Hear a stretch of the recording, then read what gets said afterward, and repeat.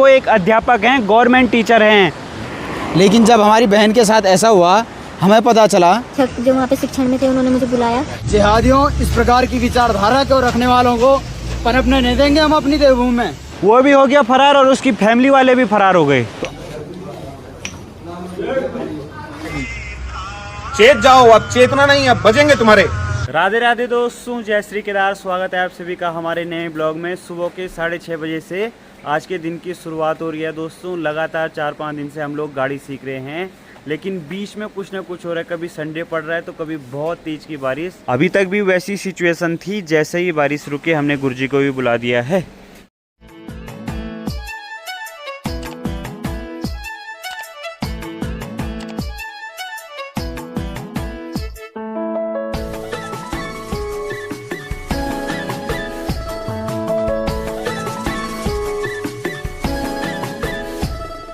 अभी दोस्तों हम लोग तिलवाड़ा पहुंच चुके हैं। भाई की बारी समाप्त। अब मैं चलाऊंगा यहां से अगस्त मुनि, और अगस्त मुनि की दूरी यहां से लगभग 7 किलोमीटर की है। और ठीक सामने आप देखो भाई, ये गिला है आपकी निगाहों से, फूल भी हो दरमियां तो फासले हुए, देखा एक ख्वाब तो ये सिलसिले हुए। दोस्तों अभी थोड़ा बहुत कार सीख के आ चुके हैं। फील्ड में आए थे तो अभी मौसम भी खुल गया है। सुबह बारिश हो रही थी और अब धूप का आगमन हो चुका है। ग्राउंड तो गीला हो रहा है, ज़्यादा घूमे नहीं। अब चलते हैं सीधे वापस।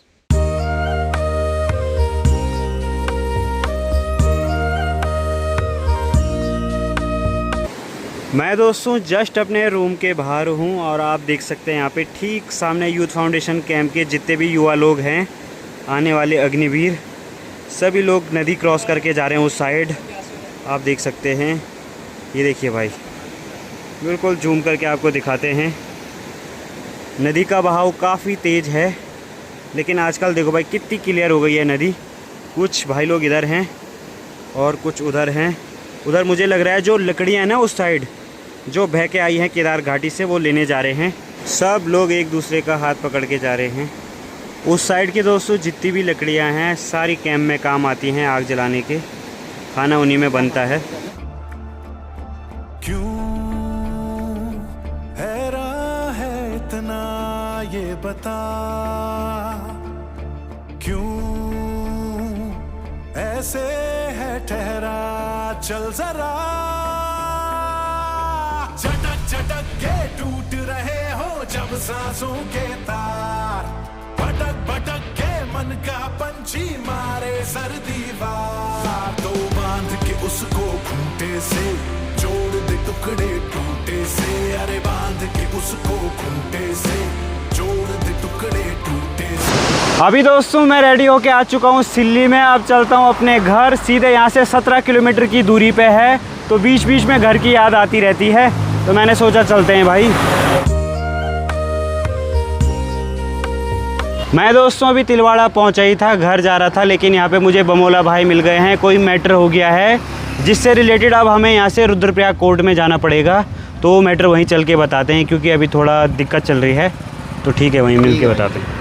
बाकी यहाँ से रुद्रप्रयाग की दूरी लगभग 10 किलोमीटर की है और कोर्ट की है वहाँ से 4 किलोमीटर।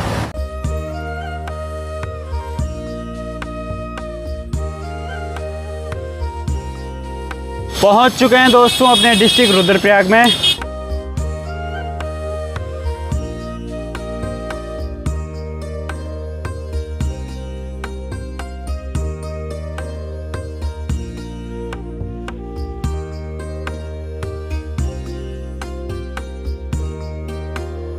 अभी दोस्तों हम लोग रुद्रप्रयाग से आ चुके हैं। मामला बहुत गंभीर है। पहले मैं इस टॉपिक पे बात करना नहीं चाह रहा था, लेकिन सिचुएशन ऐसी है।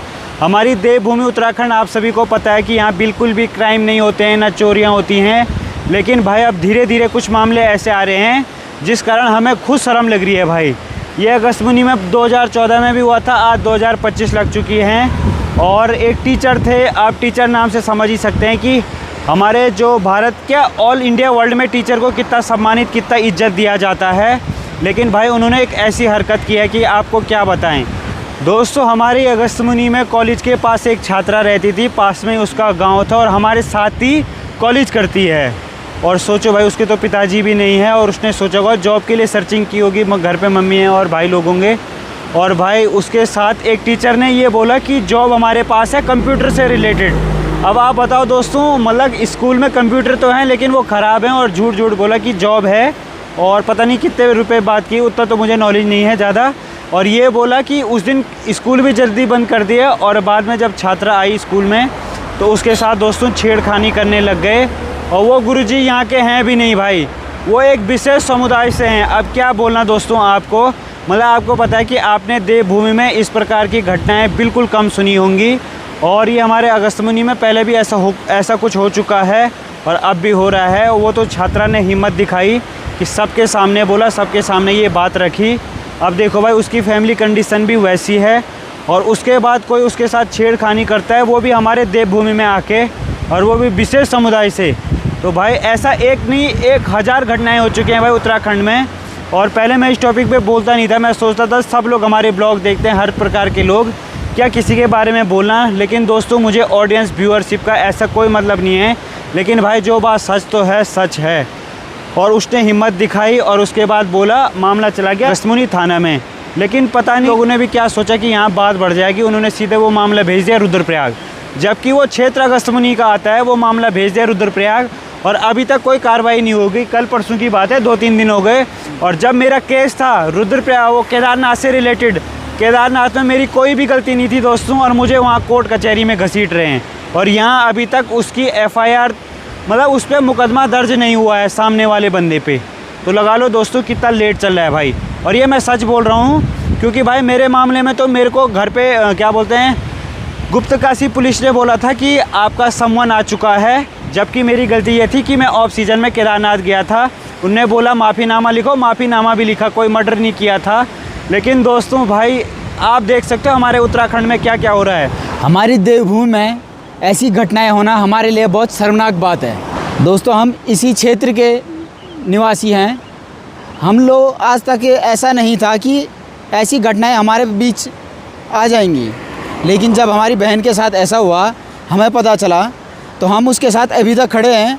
हम उसका साथ देने के लिए हर समय खड़े रहेंगे, और हम प्रशासन से ये निवेदन करते हैं कि इस पर कठोर कार्रवाई की जाए और जल्दी से जल्दी इस बात का निर्णय लिया जाए कि उस व्यक्ति के द्वारा ऐसा कार्य क्यों किया गया, उस व्यक्ति को पकड़ना चाहिए, जल्दी से जल्दी उसके खिलाफ़ कार्रवाई की जाए। वो एक अध्यापक हैं, गवर्नमेंट टीचर हैं, और यहाँ पे और जगह भी ऐसा उनके बारे में सुनने को मिला है। बाकी दोस्तों अब क्या कार्रवाई करती है इसमें उत्तराखंड पुलिस, रुद्रप्रयाग पुलिस को तो भाई ये मामला ज़्यादा से ज़्यादा बढ़ाना चाहिए, और ऐसे लोगों के खिलाफ़ सख्त कार्रवाई करनी चाहिए। भाई साहब लड़की जॉब के चक्कर में ऐसे तो न जाने कितने लोगों के साथ हो जाता होगा। और दोस्तों उस लड़की ने हिम्मत जताई और हम तक ये बात पहुंची। उसके बाद हमने यहाँ अगस्त्यमुनि थाने गए, उन्होंने वो चीज़ वहाँ से सीधे रुद्रप्रयाग भेजा। हम कह रहे हैं आप कहीं भी भेजो, लेकिन लड़की को न्याय मिलना चाहिए। कल के दिन उसके लिए और भी ज़्यादा खतरा है, अगर सामने वाला छूट जाता है, या फिर वो तो भाई फरार हो चुका है, भाग चुका है। अगर उसकी गलती नहीं होती तो क्यों भागता, वो भी हो गया फरार और उसकी फैमिली वाले भी फरार हो गए। तो आप समझ सकते हैं दोस्तों, हमेशा चोरी भागता है। तो आप देखो भाई, जैसा ही मतलब कि सभी लोग वहाँ गए, तब तक पता नहीं अंदर ही अंदर किसने उस तक खबर पहुँचाई, और वो यहाँ से गायब हो चुका, अपने गाँव गया, कहाँ गया। अब उत्तराखंड पुलिस को जल्दी से एक्शन लेना चाहिए। अगर वो सच्चा होता, ठीक ईमानदार होता, तो वो ऐसा नहीं करता। पहली बात तो वो उसकी बिटियाँ कहाँ 50-60 साल का बुढ़ा आप लगा सकते हो, कितनी ज़्यादा एज है, और अपने गांव से दूर, यहाँ तो हमारा गांव है, उसका गांव यहाँ भी नहीं है, यहाँ उसकी पोस्टिंग रही होगी। और सबसे बड़ी बात दोस्तों, गढ़वाली जानते हैं ये लोग, गढ़वाली सब जानते हैं A to Z। और उसके बाद अब पता नहीं कोई बोला देहरादून गया, पता नहीं कहाँ छिप के बैठा है फैमिली के साथ, घर पे कोई नहीं है, सब जगह ताले लगे हुए हैं। तो ऐसे लोगों पे दोस्तों कठोर कार्रवाई करनी चाहिए। और उत्तराखंड पुलिस को भाई, मेरे मामले में तो उन्होंने ऐसे किया, जबकि दोस्तों मैं विंटर सीजन में केदारनाथ धाम गया था, सर्दियों में, तो उसके लिए मैंने माफ़ीनामा भी मांगा था कि मेरे से गलती हो गई। एक बार हर किसी की गलती माफ़ की जाती है। और इस अंकल ने तो ऐसे ऐसे काम किए हैं, अंकल क्या बोले, अंकल भी बोलना नहीं चाहिए। कि भाई आप लोग कमेंट में ज़रूर बताएं दोस्तों आपकी क्या राय है और इसके ऊपर क्या सज़ा मिलनी चाहिए। जिहादियों, इस प्रकार की विचारधारा को रखने वालों को पनपने नहीं देंगे हम अपनी देवभूमि में। जय श्री राम। आज एक बार फिर इस जिहादी विचारधारा का एक और प्रकरण सामने आया है। हमारी एक बहन के साथ एक टीचर ने जो है बहुत ही गलत तरीके से, बहुत ही मैं कहूँगा इसकी हिम्मत कैसे हो गई ऐसी घटना करने की, ऐसी घटना को अंजाम देने की। इसने जो है हमारी बहन को अपने विद्यालय में बुलाया और उसके साथ कंप्यूटर को बच्चों को सिखाने के बहाने से इसने हमारी बहन को बुलाया और उसके साथ छेड़छाड़ करी है। मुझे इस समय इतना क्रोध आ रहा है और इस व्यक्ति का पूरा परिवार सब यहाँ से इस वक्त फरार हो चुके हैं। अगस्मुनी क्षेत्र का ये मामला है और वो बेडू बगड़ का वो व्यक्ति है और वो बहुत पुराना यहाँ का रहने वाला जिहादी है। उसकी इस हरकत का मैं क्या कहूँ, मुझे बहुत क्रोध इस वक्त आ रहा है। अभी आज जो है उस पीड़िता ने जो है अगस्मुनी थाने में इस विषय पर अपनी शिकायत दर्ज करी है और पुलिस ने स्पष्ट कहा है कि इसके खिलाफ सख्त से सख्त कार्रवाई की जाएगी। चेत जाओ, अब चेतना नहीं, अब बजेंगे तुम्हारे। जय श्री राम। जय श्री राम। मुझे मोहम्मद सिद्दीकी नाम के व्यक्ति शिक्षक जो वहाँ पे शिक्षण में थे, उन्होंने मुझे बुलाया तथा वहाँ पे उस समय कोई भी व्यक्ति मौजूद नहीं था। उन्होंने मुझे गलत तरीके से छूने की कोशिश की। मैंने उसका विरोध किया और मैं थाने में आई और मैंने थाने में उस चीज़ की FIR लिखवाई। चलो जल्दी कर ले जरा।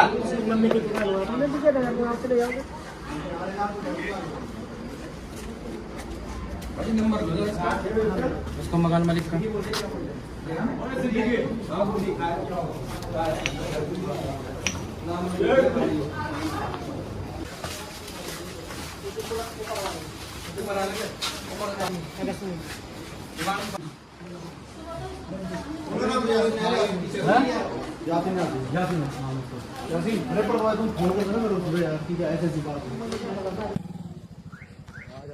आप लोग दोस्तों कमेंट में अपनी राय ज़रूर दें, ऐसे लोगों के साथ क्या करना चाहिए। मैं तो घर जा रहा था और वो तो भाई मिल गए क्योंकि लड़की के साथ आज कोई भी नहीं था। हमारे एक बड़े भैया थे जिला सह संयोजक और तब भाई भी आए तो हमारा सपोर्ट था। हम लोग दोस्तों पता नहीं क्यों शांत रह जाते हैं। वो तो बहन ने अच्छा किया कि भाई ये बात हम भाइयों तक पहुँचाई और उसके बाद हमने अपनी तरीके से जो करना था लीगली कानूनी तौर पे, क्योंकि अगर हम कुछ ऐसा करते दंगा दूंगा तो ये पुलिस वाले भाई उल्टा हमें ही लपेट लेते। ये तो मुझे पता है, पहले भी ऐसा ही हुआ था।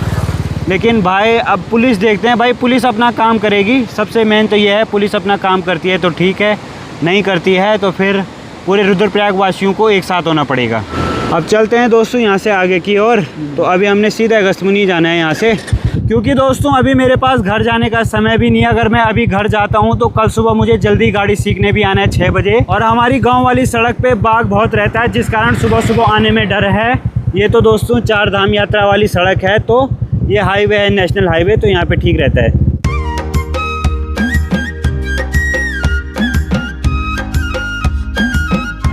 तो इधर हैं दोस्तों भंडारी भैया जी, कल भी हमारे साथ में थे और अभी भी हैं।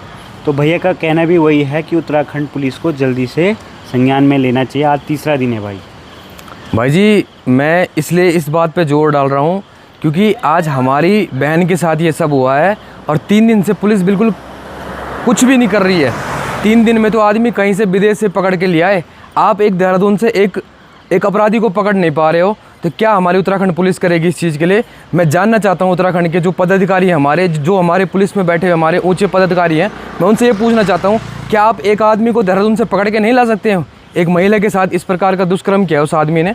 क्या आप इस चीज़ के लिए बिल्कुल भी, हमारी जो पुलिस है, बिल्कुल पुलिस को इस चीज़ के मामले में बिल्कुल सतर्क होना पड़ेगा, तभी हमारी बहन बेटियाँ सुरक्षित रहेंगी उत्तराखंड में।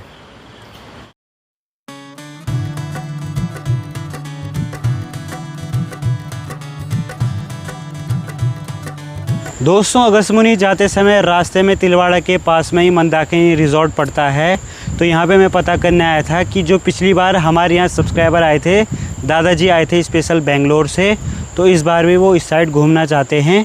तो मैं ये रेट पता करने आया था कि ऑफ सीज़न के बाद, क्योंकि वो नवंबर में आते हैं कपाट बंद के बाद, तो प्राइस कितना है।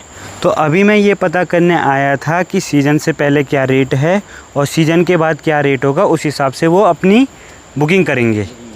तो चलें फिर अगस्मुनी की ओर। चलते हैं अगस्मुनी की ओर।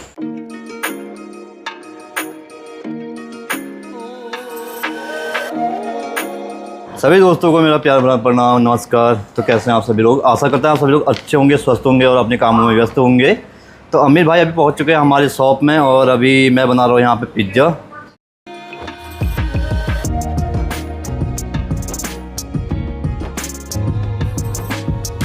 मैं राहुल भाई की शॉप पे हूँ और आप ये वीडियो 19 तारीख को देख रहे होंगे। तो 18 तारीख को कोर्ट में मेरी डेट भी थी, लेकिन इस बार वकील साहब ने कहा कि ज़रूरी नहीं है आना, इससे पहले 3 बार जा चुका हूँ।